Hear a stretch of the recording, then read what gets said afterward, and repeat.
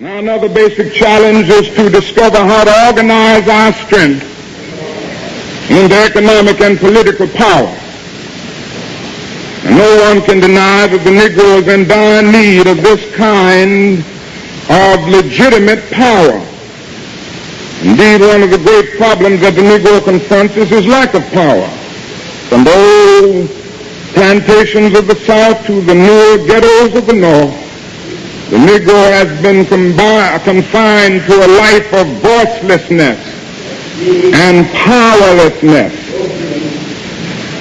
Stripped of the right to make decisions concerning his life and destiny, he has been subject to the authoritarian and sometimes whimsical decisions of the white power structure.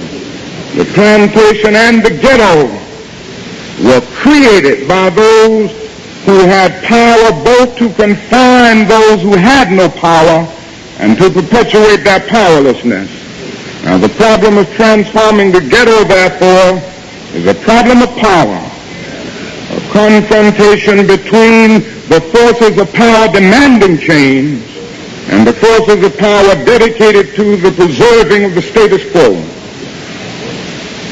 Now, power properly understood is nothing but the ability to achieve purpose. It is the strength required to bring about social, political, and economic change. Marcus has an experience with the William Morris Agency.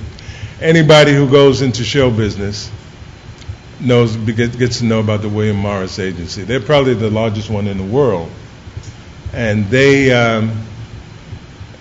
control the industry. They control the people who are involved with it, and they are as racist as they're as racist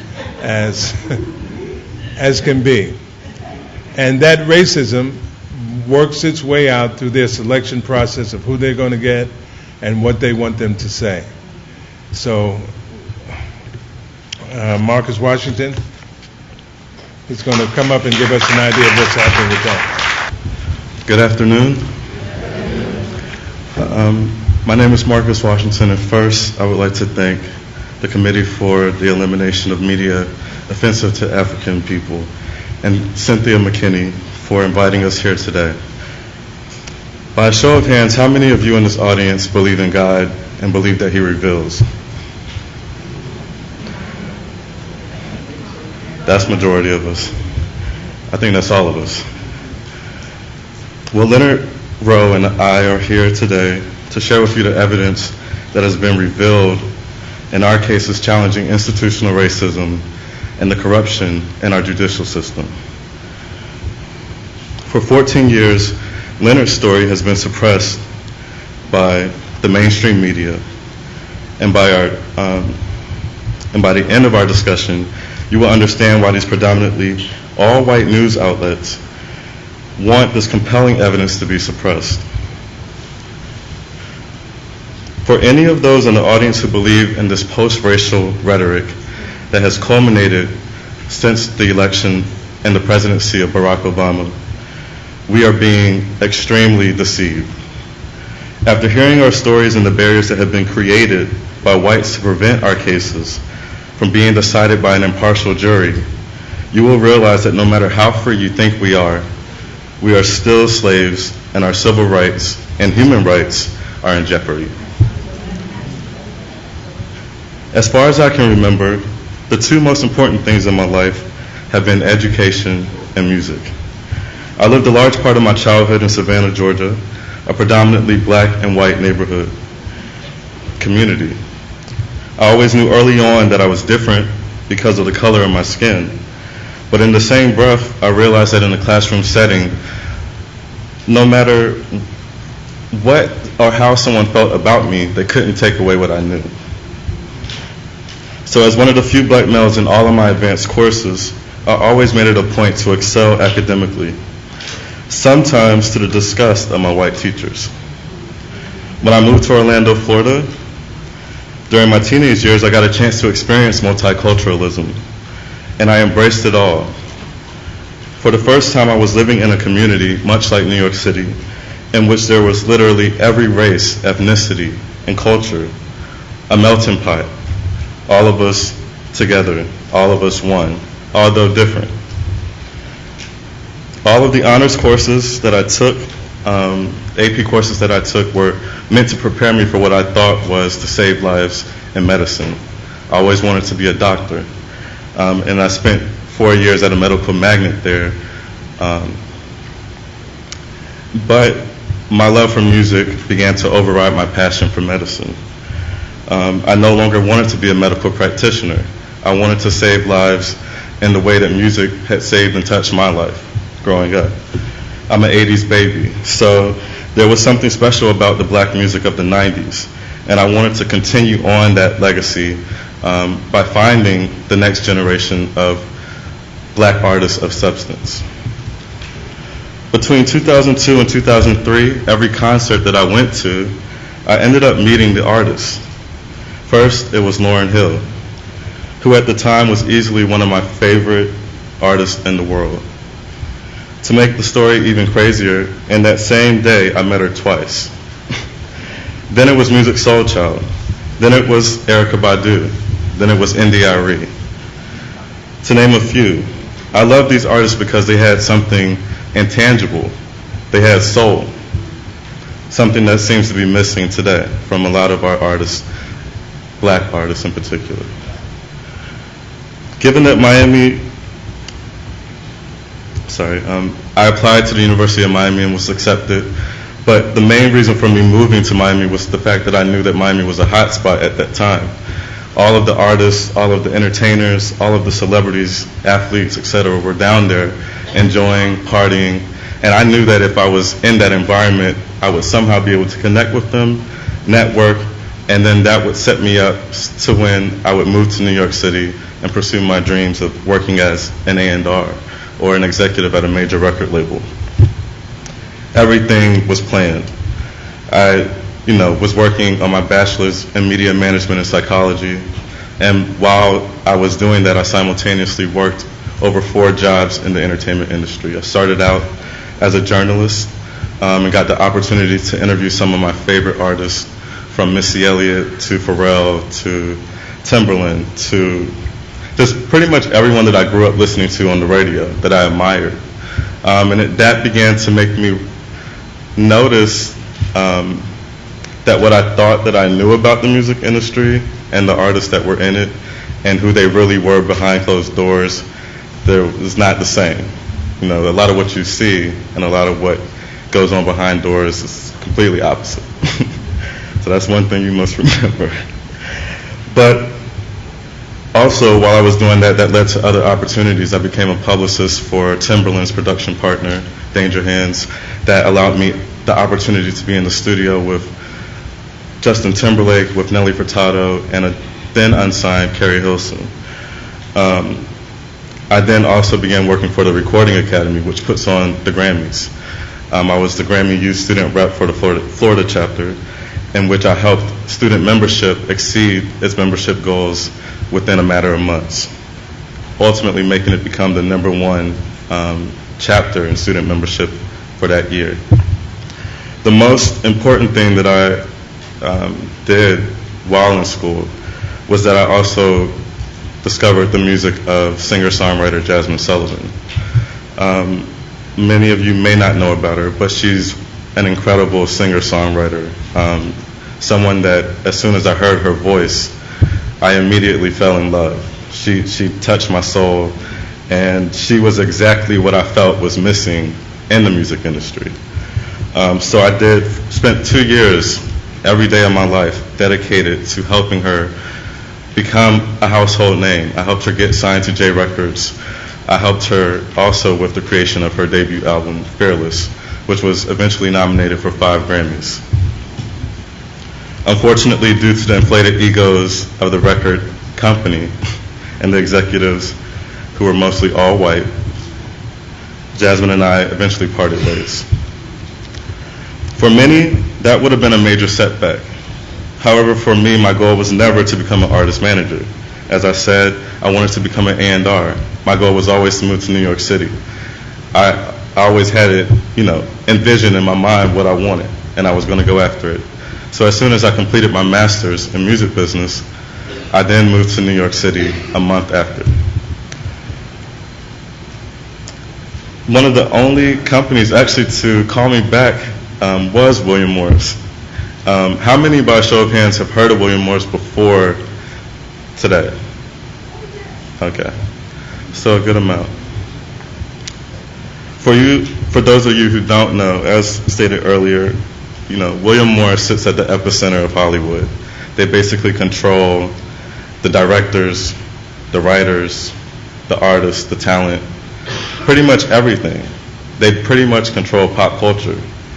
So over the last 100+ years, since 1898, they have basically represented African American entertainers such as Bill Cosby, Whoopi Goldberg, Tyler Perry, Whitney Houston, Lauryn Hill, the Fugees, Tupac, the list goes on. In September of 2008, I started working for the agent training program. On the first day while in the lobby, I was given a number of documents to sign. Among those were a confidentiality agreement, as well as an arbitration agreement that said that any issues, including ones of discrimination, had to be arbitrated. At the time, I didn't know what arbitration was, but I signed it anyway because I just assumed, based on the client roster and based on the history of the company and the fact that these individuals have made millions of dollars off of African Americans, that there would at least be one African American employed in the workplace. I was wrong. There were 0 African Americans before I started working at William Morris. There were 0 agent trainees, there were 0 coordinators, and there were 0 agents. But I didn't raise any objections. I felt that my merit and the work that I put forth would speak for itself. I felt confident, as I did as a young kid in an all-white environment, because I knew that I would excel if it was based on merit. Or so I thought. But I was wrong about that too. Out of 50 agents, only 1 was Asian. Only 1 was a minority. 98% were white.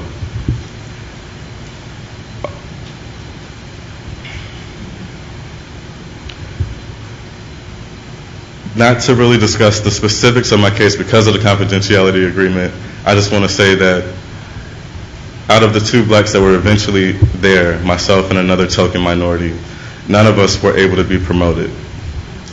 All the whites who had no experience in the game had literally just finished their undergrad, all promoted above us.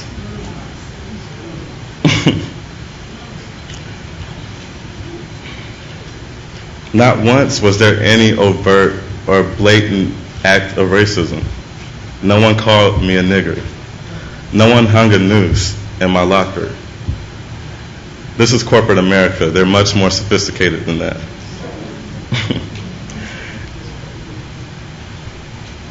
Instead, it was creating an environment in which I felt that I was doing something wrong. Every day I would wake up asking myself, okay, Marcus, I know they're going to give you something crazy, they're going to do something today, but just be cool, Don't give them a reason to fire you. And that's what I did. I was aware of what they were doing. So I knew how to maneuver around it. And I made sure that I always had my ducks lined up.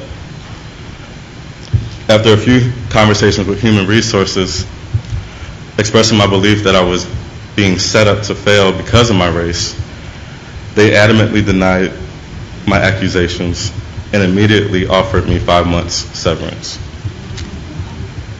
At no time while working inside of William Morris did I bother to do any research really regarding their history of discrimination. I never decided to look into the historical mistreatment of African Americans that this company has engaged in for over a century. However, when I tailored my internet search to specifically include the words discrimination or institutional racism along with William Morris, I uncovered a jaw-dropping amount of evidence that supported that I was not alone in my experiences. For instance, it took 63 years for the company to hire its first African-American employee, Wally Amos, who is, some may know as Famous Amos. It took 101 years for the company to promote its first African-American film agent. Of course, he represents Tyler Perry. There hasn't been an African-American music agent in the New York office in the last 20 years. Since the Civil Rights Act of 1964 was passed, less than 25 African-Americans have been promoted to agents through the agent training program. And these are in offices in Beverly Hills, London, Miami, Nashville, and New York City. However, hundreds of whites have been promoted through this company. After realizing this, that I wasn't alone, I really began to get frustrated.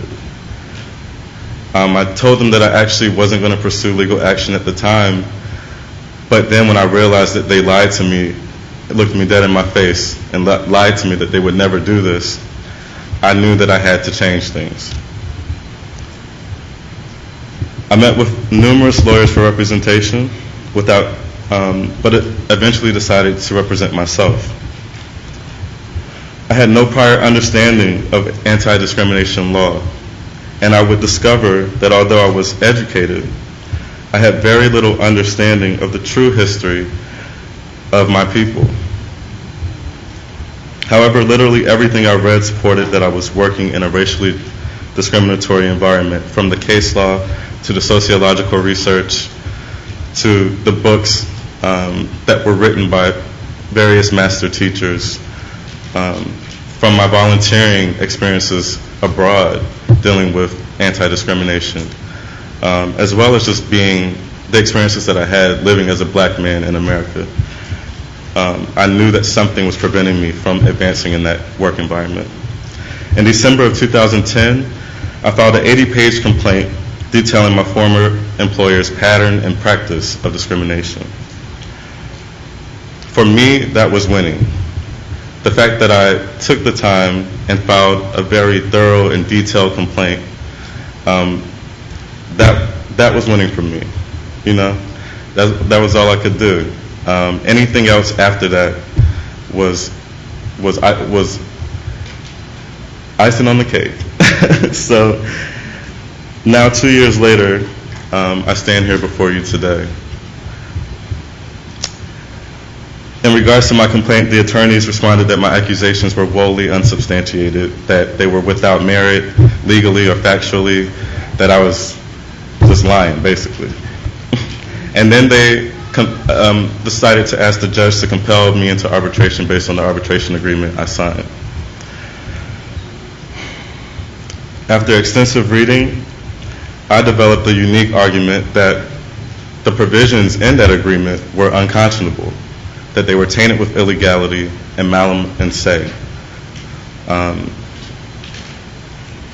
And what I did was incorporate anti-discrimination law into the framework of the arbitration laws, the laws that govern arbitration. I also stated that it was nothing but a savvy business legal loophole to basically continue to allow the company to continue to engage in their discriminatory practices without facing any sort of repercussion. The judge ignored my entire argument. You know, all of the evidence supporting discrimination of systemic desperate treatment towards African Americans was, disregarded. It was ignored. However, and it was ignored even though the William Morris and their lawyers never rebutted any of the evidence that I presented.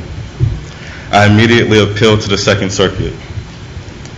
In a one-paragraph decision, after showing that the judge, as a matter of law, ruled in error, I also demonstrated that there were strong public interests that this case stay in the court because of the ineffectiveness of the Civil Rights Act, if it could not combat insidious and institutional racism as demonstrated by this employer, as well as Hollywood's role in maintaining racism through powerful communicative mediums such as television and film, that the public interest of the law overrode the agreement and that the case should have been decided by a court. In one paragraph, my appeal was denied. 3 attempts later, less than 3 sentences or so, the court denied my appeal again. So for the last 2 years, I've been on this quest for knowledge. I've spent almost every day trying to understand why racism exists and the effects that it has had on the African American community. I have taken a multidisciplinary approach that includes the law, sociological research, books written by Afrocentric authors like Malcolm X, paying close attention to current events, volunteering wherever I can, and as I said, just my experiences as living as a black man for 27 years in America. In that span of time, the African American unemployment rate has reached a 27-year peak at 16.7%. Currently, it's at 14.4%, although this figure is much worse than what is being reported. Nobody in power or influence is discussing this. And we have to start asking ourselves, why is this happening? These cases help lead you to the answer. Within Hollywood, this is not just a problem within the talent agencies like William Morris, Creative Artists Agency, ICM, UTA, and others. This intentional underrepresentation of qualified minorities can be found at the networks, it can be found at the film studios, it can be found within the media, as well as any other company that's in Hollywood. Outside of Hollywood, it's occurring in the advertising industry. It's occurring in Silicon Valley. It's occurring in Wall Street. It's occurring in our government, our judicial system, the NYPD, the FDNY, healthcare, and many other industries. And this is not due to chance. It's important that we begin to understand this evil system of global white supremacy for what it is and what it has always been. I'm at one of the lowest points in my life right now, and I would not be fighting this case 2 years later if I didn't know for a fact that what I'm telling you is the truth. Leonard Rowe has the evidence that supports this truth. I want to thank you for your time, and I'll be available for questions afterwards. Thank you.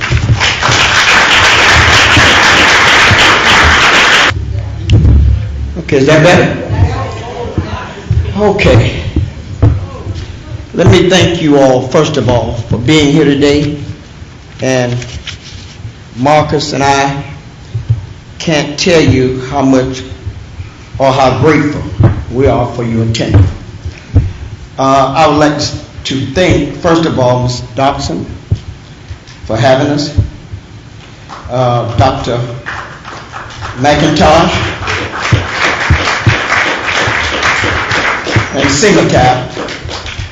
And I also like to give a shout out to Brother Bernard here, because whether you all know it or not, Bernard is right on the money, but I'm going to help him out a lot. I've been in this industry for a long time, more years than I care to discuss, but it's over 35. And I'm going to take you back to when I started, if you don't mind. I'm from a town in Georgia called Columbus, Georgia. A little small town about 100 miles southwest of Atlanta. That's where I grew up. I grew up there. I played football for high school there, which enabled me to go to college and try to better myself. I came from a relatively poor family. No one but me and my mother. Never saw my father. I met him the first time I was 45 when I first met him. So my mother and I, we scuffled. But I didn't know we were scuffling. It seemed pretty good to me, although she made $82 every 2 weeks. But I thought it was a lot of money. She was uneducated, but we had love.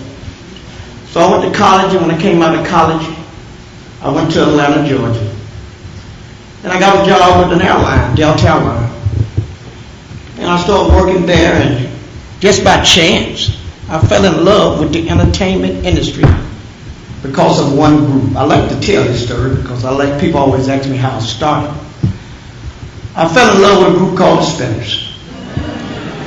And I was about 22, 23 years old at the time. And I came up here to Newark, New Jersey, because they was not, seemed like they would never come to Atlanta. So I found out where they was performing. And they were performing at a place called Symphony Hall on Broadway, over in Newark. I played that building 1,000 times since I went and became in the business. But at that time, we flew up because we travel free by working for the airlines.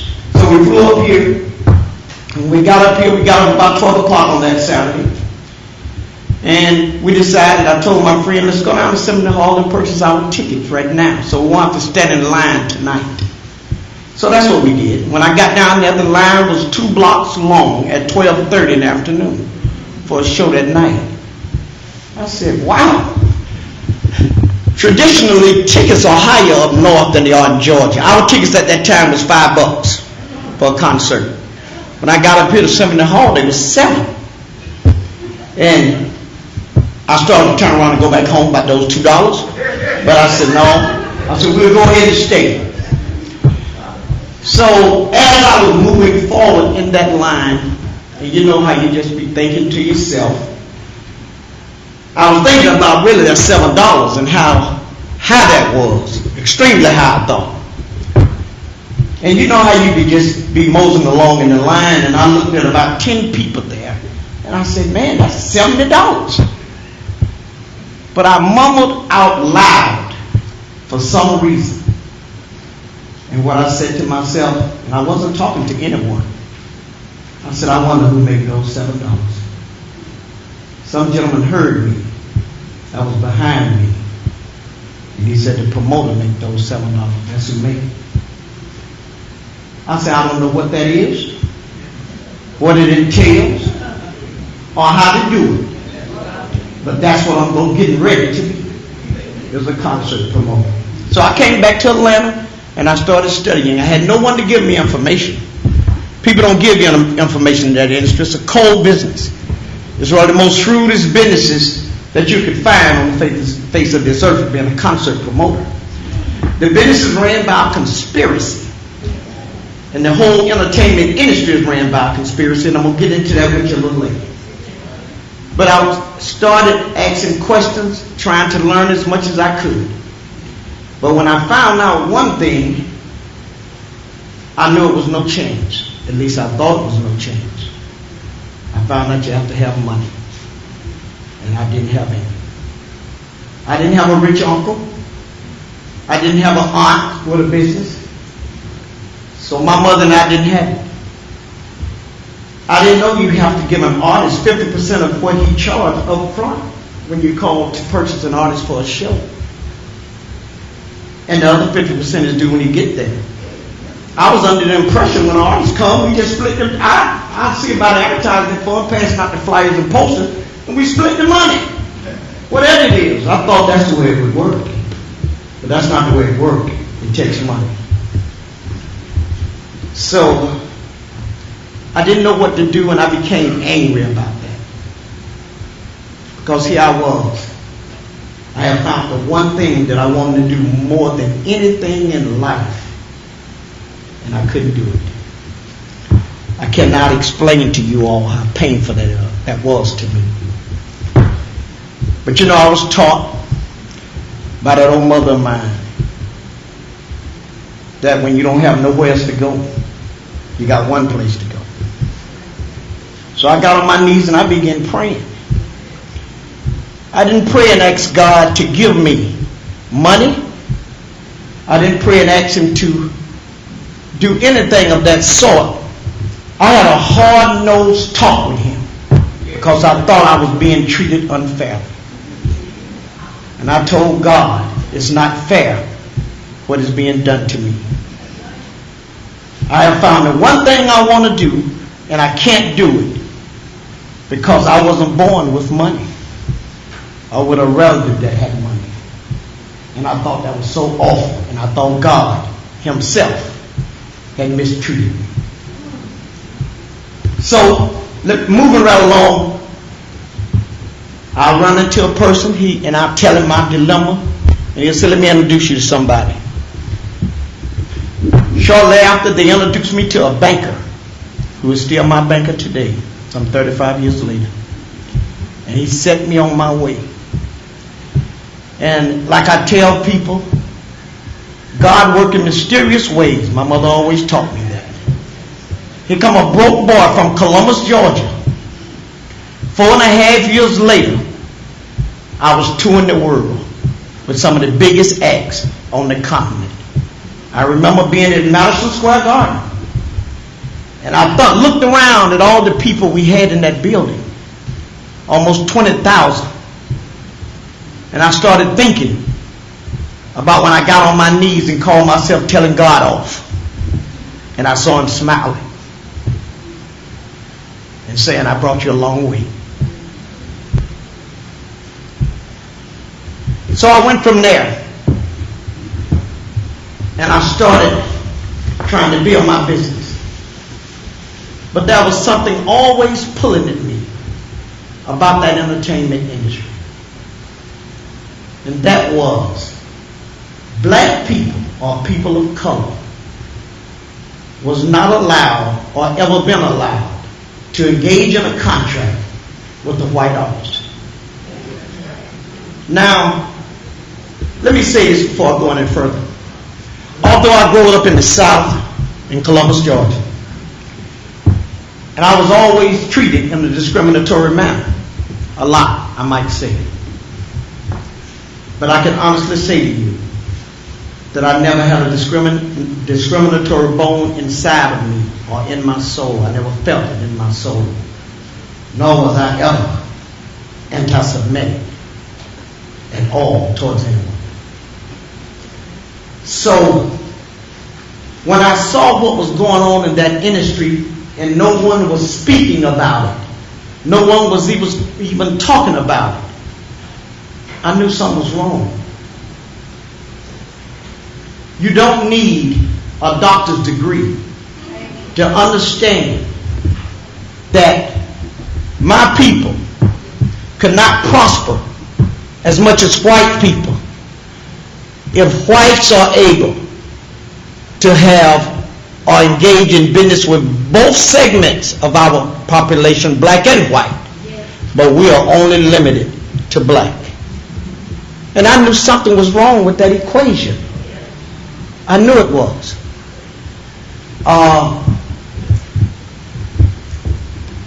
In 1996, I was voted in as president of the Black Promoters Association. And I vowed to all the promoters. At that time, they was running all of us out of business. And I vowed to all of them that I was going to do what I could to try to change that situation.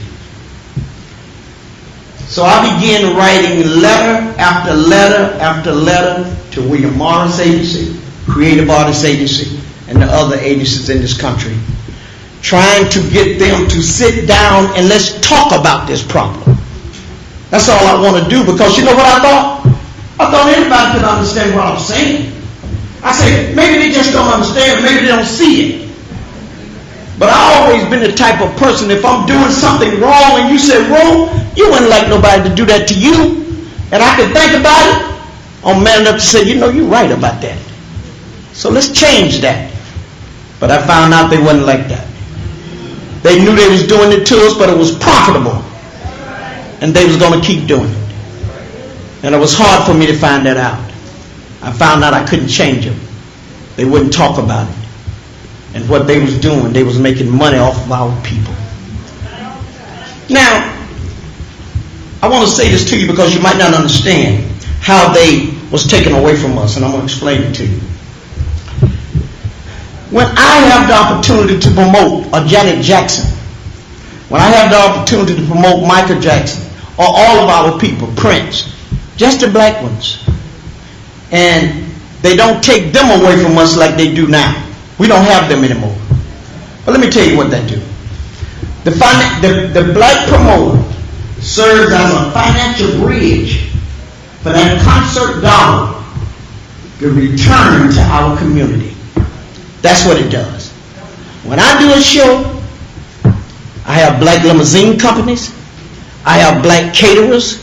I have black production companies. I have black security companies. And companies like Bernard, advertising companies. We allow them to share in the profit. We do business with them. Ron Delta, he's not going to do it. So that dollar is returned to us. It's like a snowball effect. But when white promoters take our artists like Janet Jackson, Michael Jackson, and so forth, that money is used to fertilize neighborhoods like the Hamptons up here, Beverly Hills in California, and commercial districts like Rodale Drive. And we never see that dollar again. And black people need to understand that. It's a problem that we shouldn't sit still and allow.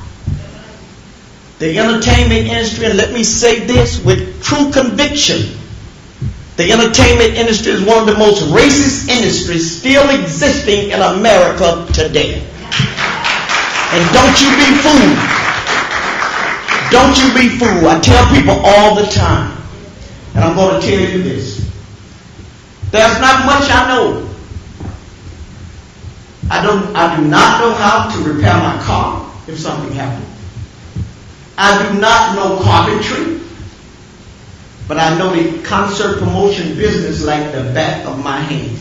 Now that's nothing I should receive an applause for. Oh, I've been doing it 35 years. If I don't, something wrong. It's like I tell people, you take a bus driver, been driving that bus for 35 years, he can park it like he doing Volkswagen. Simple, not that he's a hell of a guy, it's just that he's been doing it. So, it's a business that I loved. I eat, sleep, drink, and walk the entertainment industry. Now, when young kids come up to me and ask me about it these days and tell me they want to go in, it's so disheartening to me. Because I really know deep inside they don't have a chance. That business is controlled by a certain group of people. And they do not let you in that industry at all. It's controlled by Jewish people. And it's a conspiracy. It's ran by a conspiracy. Do you understand? And that's what's going on with it. And you know, I hate it because I have Jewish friends. But I hate it's ran that way. But they have a different mentality. They do not want to sit down with us and reason with us. So you know what we have to do? They have to be made to do it. You know, let me say this. You cannot change a person's heart. You cannot change the way they think. But we have laws put in place where they cannot display it. And we must make sure that these laws are abided by. And to do that, we must stay on top of our court system, because they have embarked on our court system like you cannot believe. They buy judges, they buy your lawyers, they buy everyone. And they turn a blind eye, a deaf ear, and hold their nose to racism. One of the hardest things to do these days is get our judicial system to come in when you have a crime by whites against blacks. They always say, I don't see it. But black against white crime, blacks committing crimes against white, they come in just off a conversation. But you know what? We can't allow that. Black people, you cannot allow that. You know, black people is one thing that they have been hiding from you. Let me tell you what they've been hiding from you. They don't want you to know.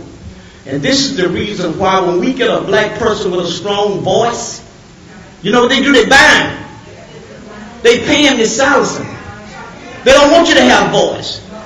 Do you understand? Because of one thing, they don't want us to be together. There's nothing that we cannot accomplish in this country if we stick together.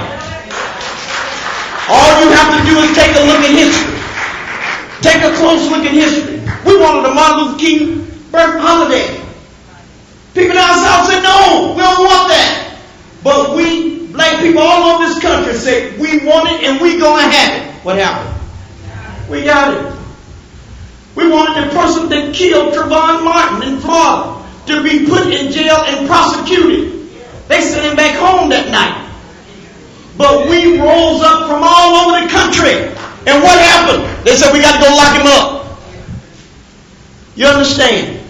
There's nothing. And it goes back to the slave days. Let me explain something to you. Let me tell you this.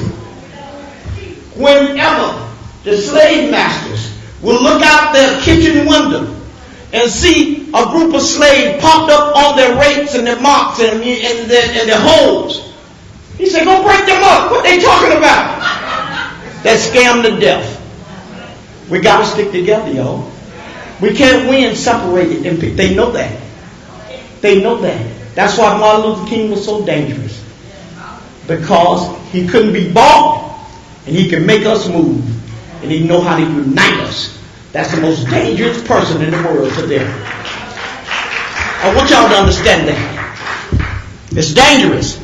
But we have to do it if we want our kids to grow up in a society where they can achieve with no regard to their race. And that's what we have to do. It's a must. We can't let them keep us divided. We can't win fighting divided. You know, if you think back years ago to what happened in California when they beat Rodney King, y'all remember that? The police went back home and had them. Black people started raising so much hell, burning down everything all over the country. You know what they said? We got to go lock these folks up. Let's go get them, put them in jail. And that's what they did. When they went to trial in L.A., L.A. let them go. They started rioting like you couldn't believe. The federal government stepped in, locked them up, and put them away for a few years. Because we got to calm y'all down. We have to calm you down. And anytime we stick together on any issue, I don't care what it is. I told some guys in California when they was trying to march for reparations. I said, y'all will never get it. You'll never get it. A few of y'all right here, a few of you over here in New York, you'll never get it. Get all black people across this country, demand reparation, and we'll have a bill on the president's desk tomorrow afternoon by 5 o'clock. They'll pay us. Because we should be paid for it, for what we've done in this country. We've been cheated, y'all. And I want y'all to understand that. It's important. Now let me get back to this music business. I don't want to get off track. I don't want to take up too much time. But let me say this to you. My lawsuit came about because of what I explained to you a little while ago. I saw blacks treated with so much disparity in the music industry. We had to pay deposits of artists for 50%. When the white promoters, such as your friend Ron Baisley you spoke about, paid 0% deposit. Now, you may wonder what that means. Let me tell you what it means. It means that when an artist works for me, I have to give him 50% of the time I sign the contract, which may be 2 months out. Ron Baisley give him 0. Now, why is that important? Because Ron Baisley, now you take an artist like Prince. I know Prince going to sell out the garden time I put it on sale. Prince won $1 million a night. So I got to come up with $500,000 for each show. So you know what I say? Well, I can't afford it too. And that's borrowing from everybody I know and every bank that I'm affiliated with to come up with that $1 million for two. When Ron Baisley say, give me minutes you can give me. Give me 20 if you can, because I don't have to pay no deposit, and it's pure profit, because it don't sell out. You understand? And that's what makes it so uneven. So, to make a long story short, I don't know how much time I have, but I don't want to take up too much of your time. Let me say this. I filed a lawsuit against the entire industry. I sued 34 companies in 1998. 34 of them. Every white promoter, including Ron Baisley, William Morris, CAA, and every agency in the music industry, because all of them was in bed together. Do you understand? All of them settled with me as soon as evidence started surfing out of their files during discovery that stated no blacks, do not divulge this information to the blacks, keep the blacks away from this, and keep this a secret from the blacks. They sell it with William Morris and CAA, who was the main perpetrators of this racism. Because they are so wealthy, they are billion-dollar companies, they don't believe Jesus Christ could tell them what to do. And they was not going to settle.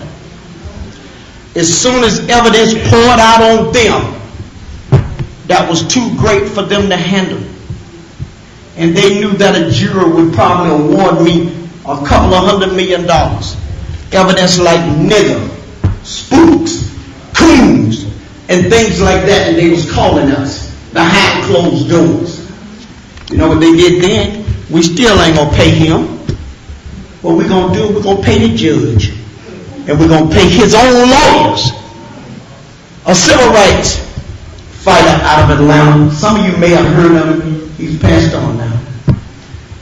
He was one of Martin Luther King lieutenants. His name was Jose Williams. Jose was a close friend of mine, and he used to help me out so much. And he told me, he said, "Bro, listen, never expect Jewish people to defeat another Jewish person for you. It won't happen." That's what we are fooled so many days. We are fooled by that. You know, when we get into a dispute against a Jewish person, we want to get a Jewish lawyer. They love for us to do that, so they can pick up the phone and call him. And the next thing you know, after they take all your money, they tell you don't have a case. You don't have one. We never win, and we haven't caught on to that yet. But it's time for us to catch on. But let me move on, because I see Bernard is rushing me here. And I don't want to. But now you need to sit down. I'm going to come on for a second. But let me say this.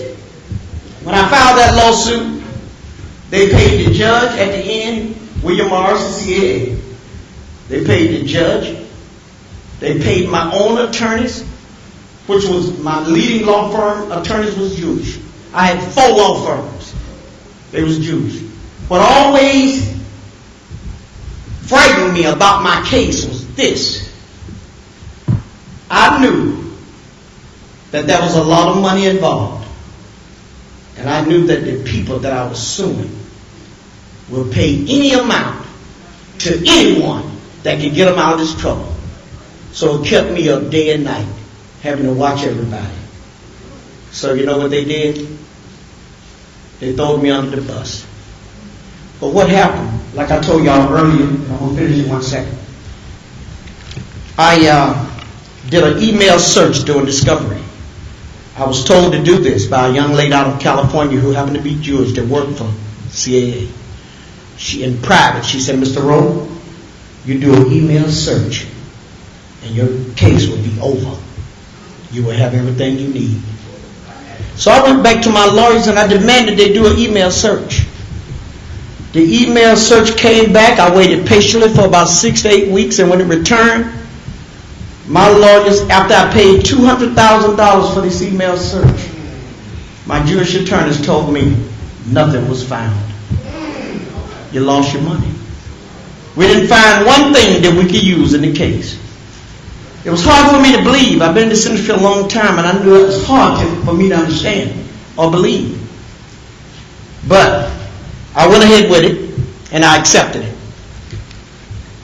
A month or so later, I was called to New York for a meeting at one of the attorney's office, one of the Jewish attorneys. So when I got to his office and walked in, he was on the phone.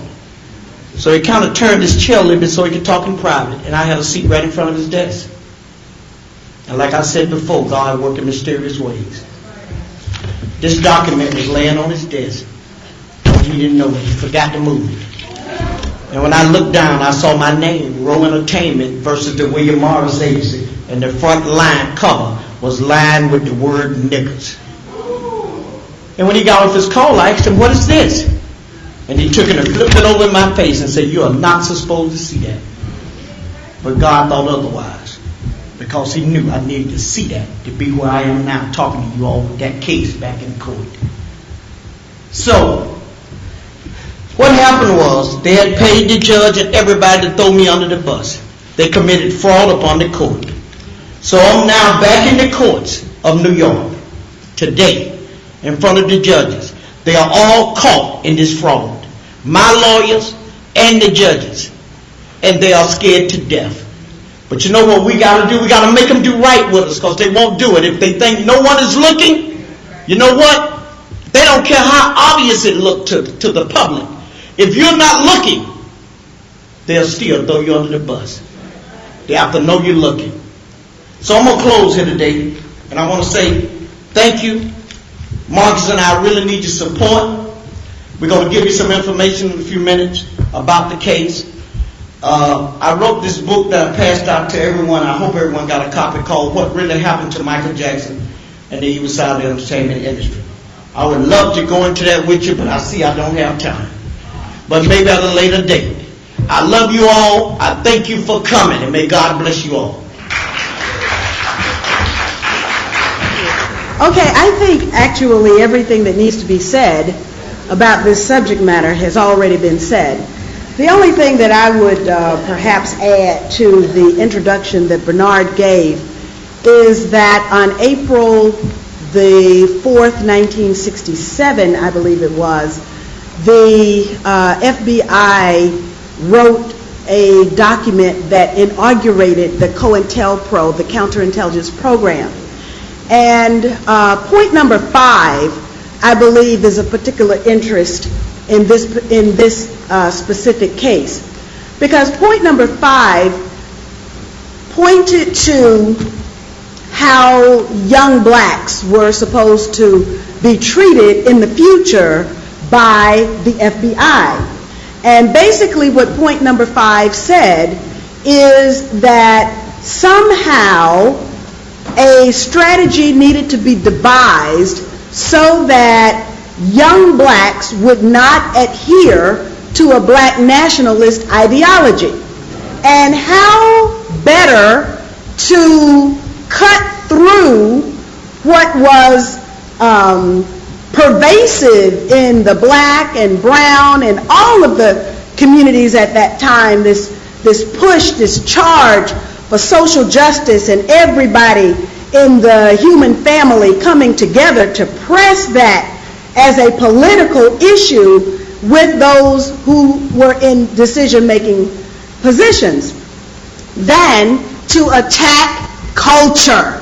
Because remember, it was our culture that got us through the transatlantic slave trade, the 400 years of slavery, the generations of servitude and Jim Crow.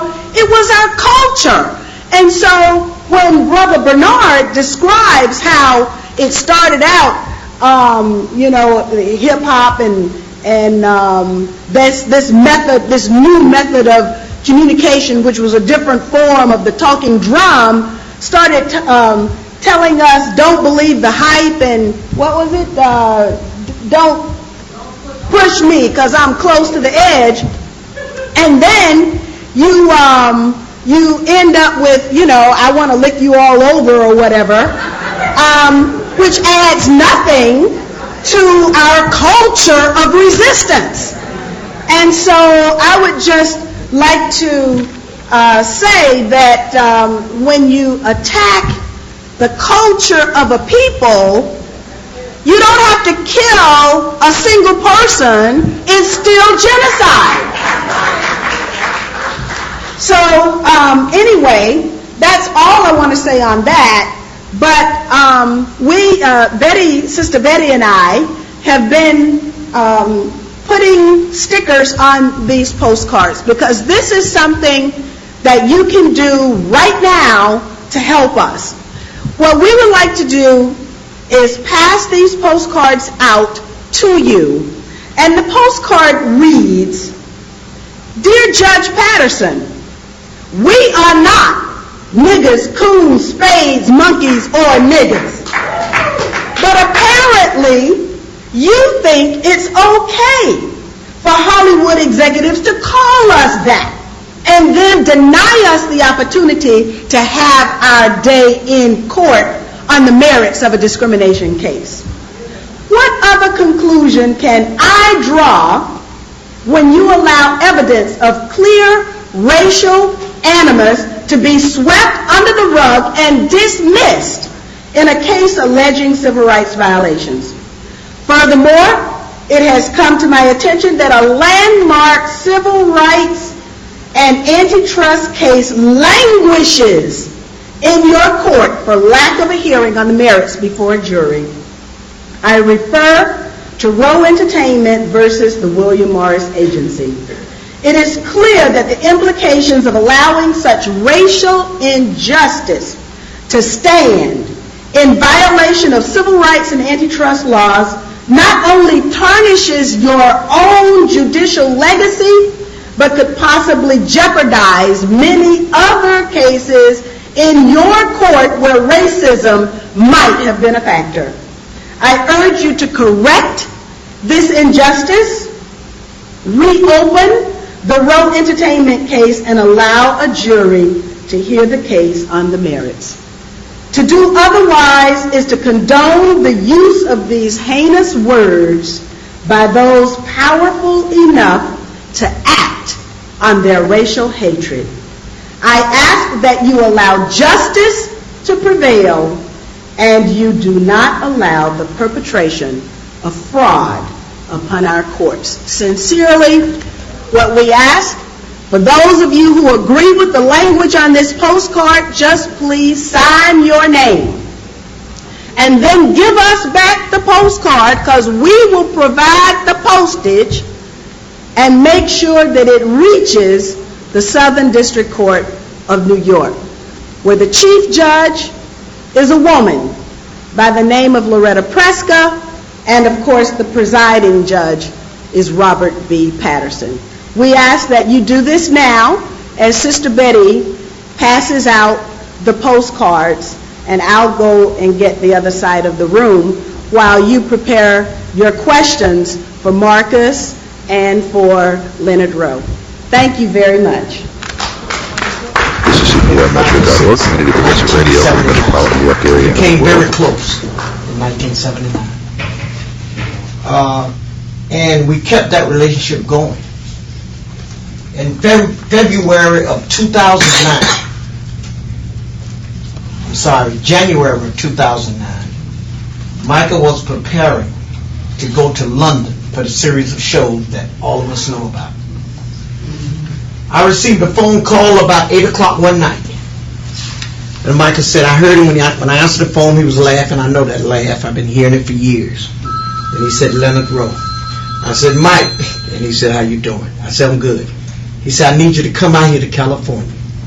He said, I need to see you.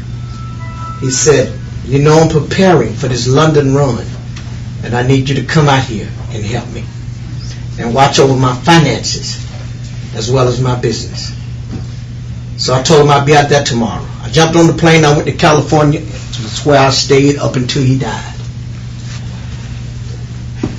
I want all of you to read that book, because every word in that book is nothing. There's not one word in there that I heard. There's not one word in that book that somebody told me. Everything in that book I know for a fact, or else I wouldn't put it in there. There's a lot of things people told me, but I wouldn't write it. I only wrote what I know to be factual. Michael Jackson was murdered. And don't you believe otherwise. The will that they presented to the court is a fake. Michael Jackson was here in New York on the day they put down that he signed it in California. But they control the court system in LA, and nobody can ask questions. It's awful what they're doing. Michael Jackson worked his entire life entertaining this entire world. All of us never had a childhood, working hard, and they take his life, and upon taking his life, they take everything he had worked his entire life for. Michael Jackson's children, his mother, nor his father control his assets. It's the people that run Hollywood. And what they knew is this, and I want you to understand this. Owning the rights to Michael Jackson's name and brand enable you to make money all over the world for years and years past your death. It'll never stop. It's like having oil wells that keep pumping oil, and they knew that. But the only way they could put their hands on that money was Michael Jackson had to die, or else they couldn't get it. Michael told me on numerous occasions, he said, "Roy, they'll kill me for my publishing." I thought he was off his rocker. I said, they ain't gonna go that far, but he was right. Michael was a smart businessman in his early years. He owned half of Sony Music. He bought half. He owned the Beatles catalog. That's right. He owned Elvis Presley catalog. He owned music that they never would allow a black person to own in the music industry. And they had to have it back. At any cost, they wanted it back. And this is what they had to do. They know I know it because I was there with them. That's why they hate for me to speak publicly. Whenever I was coming on we a television, still have a long, long way to go before we reach the promised land of freedom. Yes, we have left the dusty soils of Egypt, and we have crossed the Red Sea that had for years been hardened by a long and piercing winter of massive resistance. But before we reach the majestic shores of the promised land, there will still be gigantic mountains of opposition ahead and prodigious hilltops of injustice. We still need some Paul Revere of conscience to let every hamlet and every village of America that revolution is still at hand. Yes, we need a chart. We need a compass. Indeed, we need some North Star to guide us into a future shrouded with impenetrable uncertainties.